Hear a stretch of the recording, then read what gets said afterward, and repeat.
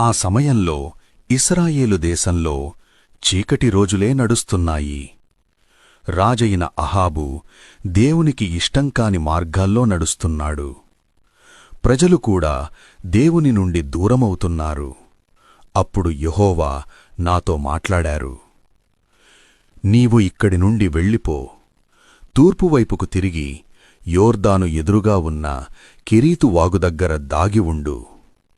ఆ వాగు నీళ్లను త్రాగుతావు. నిన్ను పోషించుటకు నేను కాకులను ఆజ్ఞాపించాను అని చెప్పారు.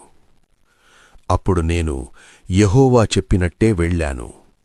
యోర్దాను ఎదురుగా ఉన్న కెరీతు వాగు దగ్గర నివసించాను. అక్కడ నేనొక ఆశ్చర్యకరమైన అద్భుతాన్ని చూశాను. ప్రతి ఉదయం అలాగే సాయంత్రం కూడా కాకులు నా దగ్గరకు ఆహారం తీసుకొచ్చేవి.